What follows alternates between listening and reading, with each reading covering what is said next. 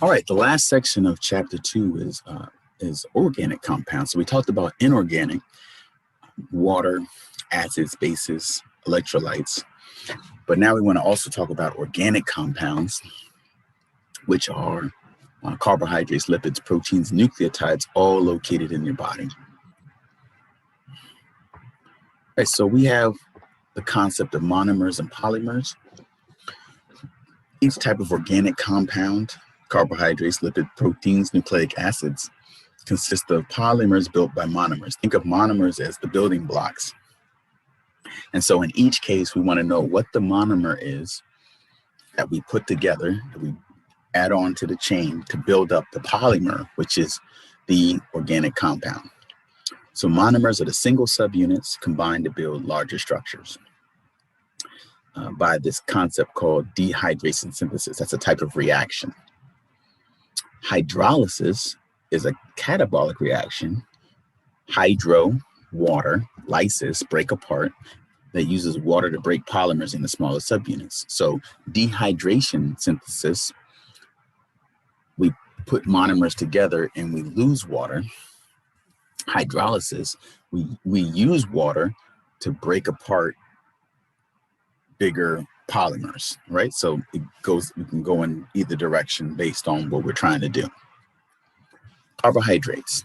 Everybody's probably heard of carbohydrates, no carb diets, South Beach diet, all these kinds of things. You think of carbohydrates, you think of rice, spaghetti, bread, all those things, right? But what does it mean from a scientific perspective, chemistry perspective? Carbohydrates are carbon, carbon, hydrogen, and oxygen. Hydrate, think of oxygen, think of water, which contains hydrogen and oxygen. So usually carbohydrate, carbon plus water, which is carbon, hydrogen, and oxygen, right? So we have the carbon in there, so that means it's organic, and we have hydrogen and oxygen. The monomer of carbohydrates, the subunit that we build with, is called a monosaccharide, which can be different types, 3 to 7 carbons. And the general monomers are glucose, fructose, galactose, ribose, and deoxyribose. Right? That's what we see in the body. And we can use one glucose, combine it with another glucose and another glucose and another glucose, and get a chain of glucoses called glycogen, which would be the polysaccharide, right? So notice the term mono. Mono means one. Saccharide, sugar, right? That's when we're talking about carbohydrates. Right, so here we have, and we're going to go into more details about this. Here we have the monosaccharides. See, these are the monomers of carbohydrates: deoxyribose, ribose, glucose, fructose, galactose. Right. So these are your sort of your basic building blocks. Then we go into what we call disaccharides. Two saccharides, sugar, 2 sugars formed by the union of 2 monosaccharides by dehydration synthesis. So a glucose plus a fructose gives us, we lose a water molecule. So you see that H and that OH, we lose that and they combine and we get what we call sucrose. This is what we know to be sugar, table sugar, sucrose. And it can go in both directions. Then we have polysaccharides. So I already mentioned it, glycogen.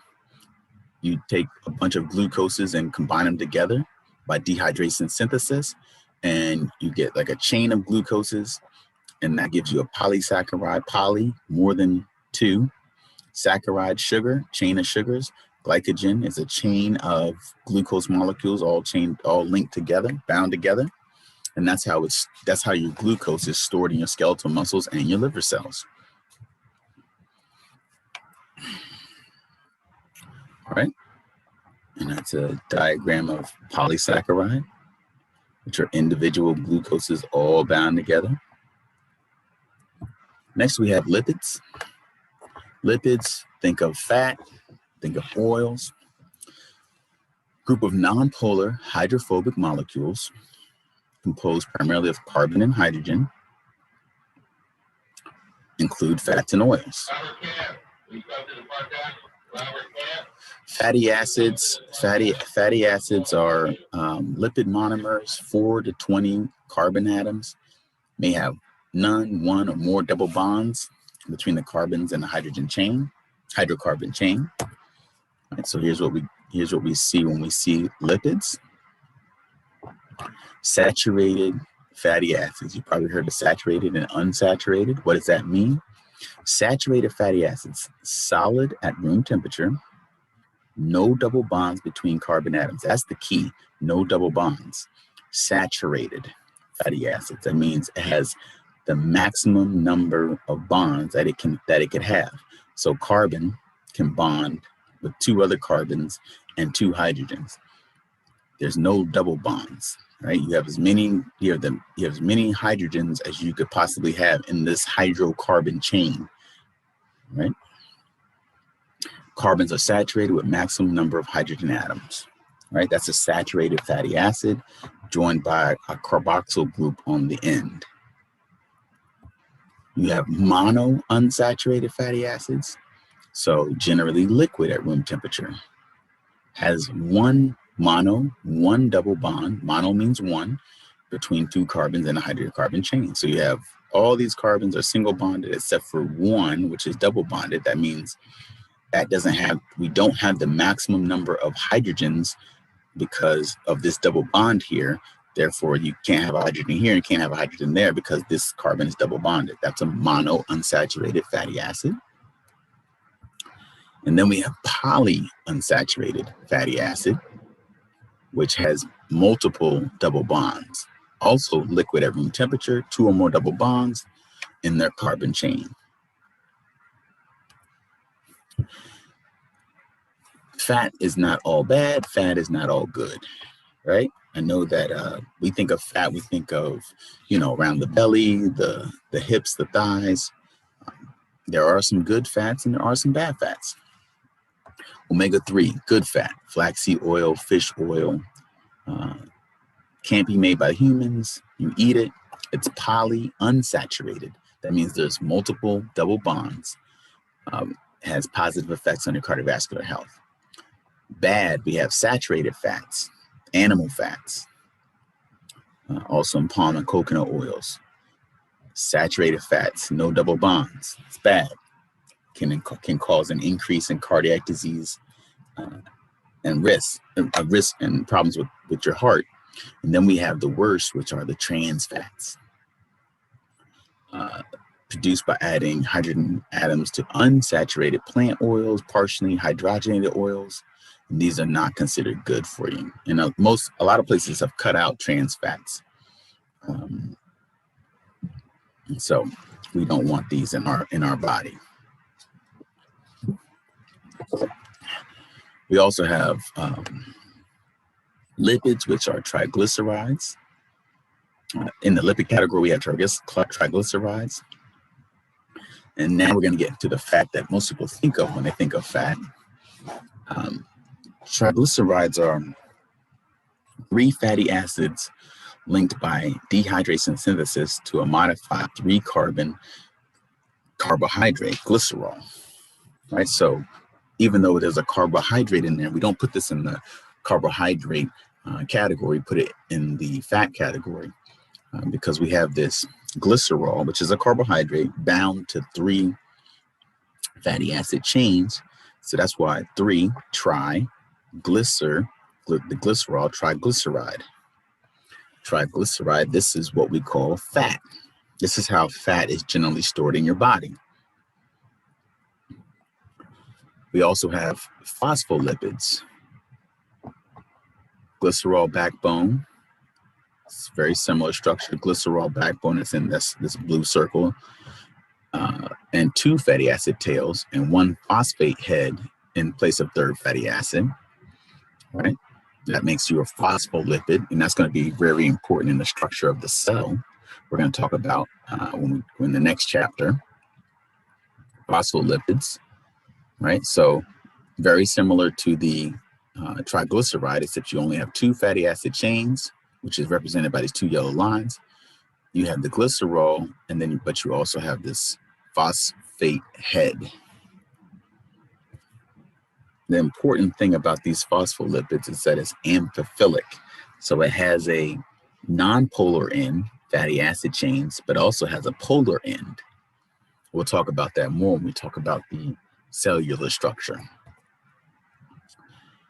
Right. And that's showing you the structure of the phospholipids. We also have steroids and cholesterols in the category of lipids, which are non-polar, as most lipids are. That means they don't dissolve in water. Most lipids share four-ring hydrocarbon structure called the steroid nucleus. Those make steroids. Cholesterol, steroid that forms basis of all other steroids. Right. This is cholesterol. These four. So you have these chains, these four chains that chain together and form these hydrocarbon, these four-ring hydrocarbon structures, non-polar, that make up steroids and cholesterols. And we're going to talk about the uses of those as well. Those are also in the lipid category. Next, we have proteins. Proteins play a very important role in our body, building parts of our body. You have fibrous proteins, which are long rope-like strands, mostly non-polar. Amino acids add strength and durability to structures. And you have globular proteins, spherical and globe-like. Maybe you're reminded of that enzyme that we talked about. Most enzymes are proteins. Okay, so two different basic structures of proteins. Proteins, the monomer of the protein is the amino acid. Chains of amino acids join together, dehydration synthesis, make up what we call a polypeptide chain. Poly, more than two, peptide chain. Chains of amino acids bound together. And then that's what helps give us our structure of our protein. So the primary structure is just the chain of the amino acids.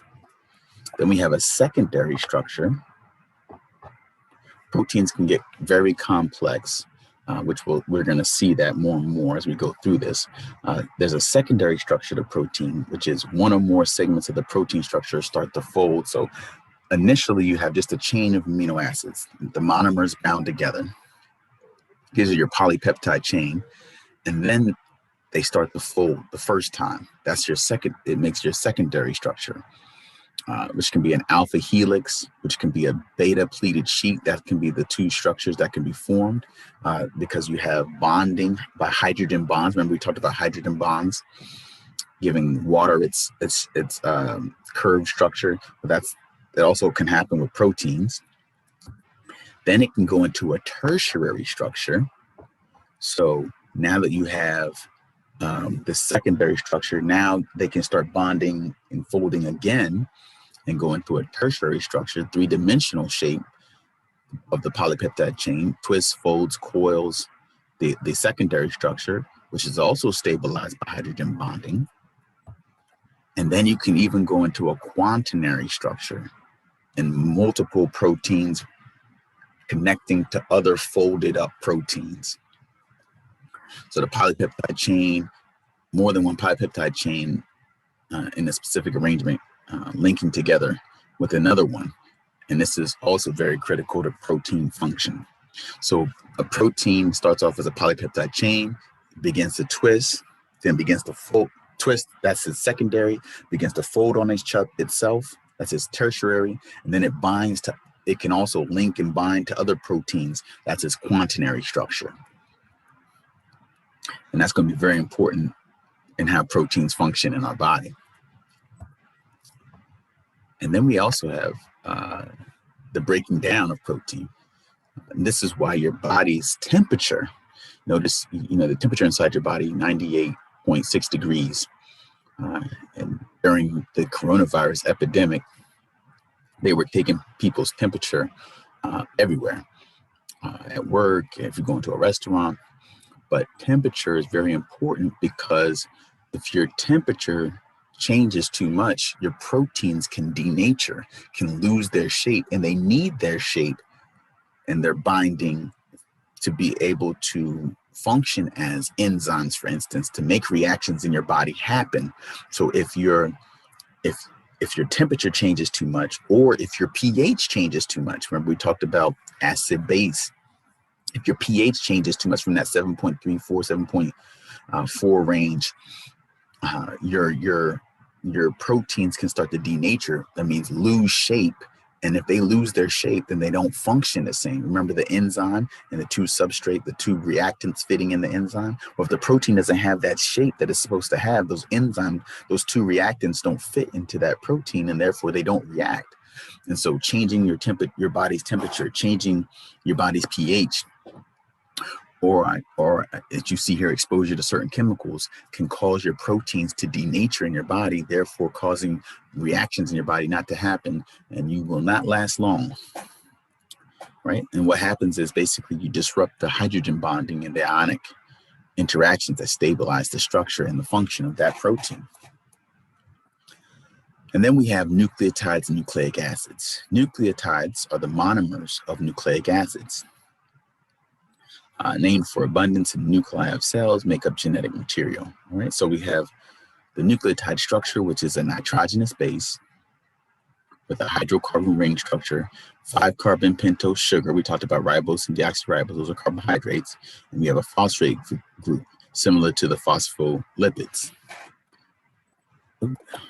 Sitting here covering it up. All right, so this is the basic monomer of the nucleotide. The basic nucleotide monomer, nitrogenous base, 5-carbon pentose sugar, and then a phosphate group, right? So that's the monomer that we link up together to make up the polymer of the nucleotides, of the nucleic acid. All right, so we have different types of nitrogenous bases. So we have purines, double ring molecule, adenine and guanine. And we have pyrimidines, single ringed molecule, cytosine, uracil, and thymine. So these are our bases, our nitrogenous bases. So you see adenine here, guanine here, right? Those are all double ringed. We have cytosine, thymine, and uracil. Those are all single ringed. Those are just the nitrogenous bases, which bind to the pentose sugar and the phosphate group that make up the nucleotide, okay? Everybody's probably heard of adenosine triphosphate. If you haven't heard of it, it's known as ATP. It's adenine. So if you, adenine, see it here, it's a double ring nitrogenous base. Adenosine triphosphate, adenine attached to a ribose, 5-carbon sugar, ribose, and 3 phosphate groups. In this case, 3 phosphate groups. Adenosine, tri is 3 phosphate groups. It's synthesized from adenosine diphosphate in a phosphate group. That's what makes it. But this is what ATP, which is how your body can store a lot of energy. ATP synthesis is highly endergonic, so requires energy to make ATP due to negative charges on the phosphate group. So it takes energy to make ATP. This is how your body can store energy. So your body puts energy into the reaction to make ATP it makes it from ADPs, from adenosine diphosphate and a phosphorus group. But the hydrolysis of bond is highly exergonic, right? So it takes energy to make ATP, but your body can basically store energy in this reaction because releasing that last phosphorus group releases a lot of energy. So your body can store energy sort of in the bonds of this molecule, right? So you have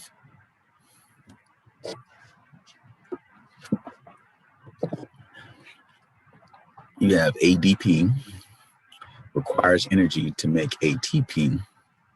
But when you go back from ATP to ADP, release that phosphorus group, you release energy.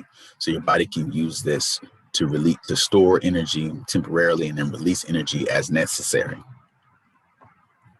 Production of large quantities of ATP, adenosine triphosphate, requires oxygen. This is the reason we breathe air. Ooh. And you're going to learn about this in more detail when we study the lungs and we study the heart in part 2 of this class, but also when we study just how energy is transferred in the body and the different reactions that happen in the body, the Krebs cycle, glycolysis, and all of that. This will all start to make sense.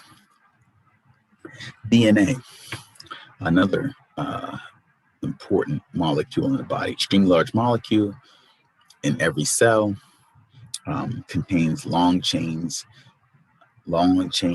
that twist around each other to form this double helix. You have this sugar phosphate backbone. You have these hydrogen bonds in between these bases here. All right, so you have pentose, sugar, deoxyribose, bases adenine, guanine, cytosine, and thymine. All right, so the different bases, that's where you have the bonding that occurs in between. You see the sugar, that's the backbone, that's the purple part, that pentose sugar, and then you have that phosphate group right there. So those are your individual nucleotide monomers that bind together. Because of the bonding, it has this double helix shape. It's not a protein though. So don't get it confused with the bonding that we talk about with the protein in the secondary and tertiary and quaternary structure of the protein. But it is shaped because of hydrogen bonding similar to the proteins. Double helix strands held together by hydrogen bonding between bases of each strand.